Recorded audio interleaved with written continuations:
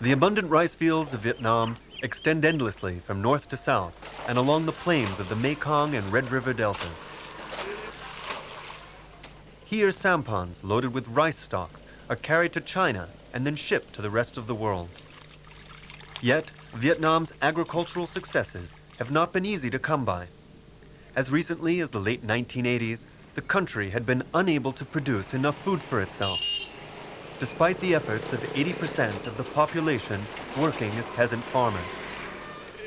A social economic policy known as collectivization was based on separating the farmers from the very land that had belonged to them for generations. Lack of individual incentives helped to cause harvest yields to drop, but ever since 1988, new policies have changed things dramatically. Farmers are once again owners of land holdings, each about an hectare in size. Productivity has returned to normal levels, and a third harvest has been added as a result of investments in seed and fertilizer. In the past 10 years, growing rice was under the government's control. Now we work under contract with them, and people are more prosperous. We work for ourselves. Vietnam has gone from being a leading rice importer to becoming the world's third largest rice exporter. The improvements are part of this country's new economic miracle and can be felt in the capital city of Hanoi as well.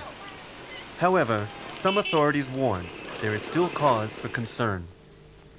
The problem of food security in Vietnam has not been fully resolved.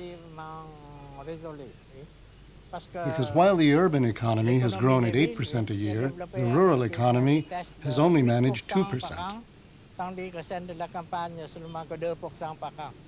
In just 10 years, the population of Vietnam has grown from 65 million people to more than 76 million.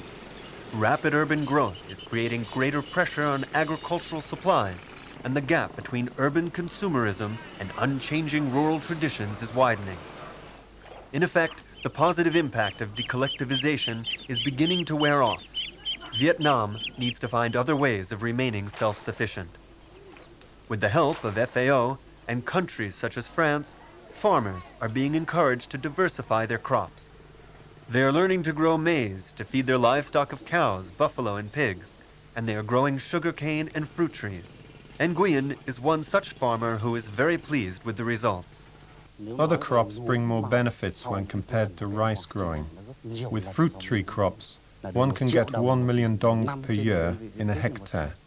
Important laboratory research is also developing new rice varieties which will increase production.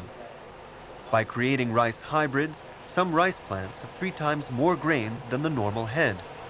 Hybridizing the self-pollinating rice plant requires much laboratory work and extremely complex techniques in the field. The FAO is also conducting tests on 600 hectares of selected land south of Hanoi, and so far the results are encouraging.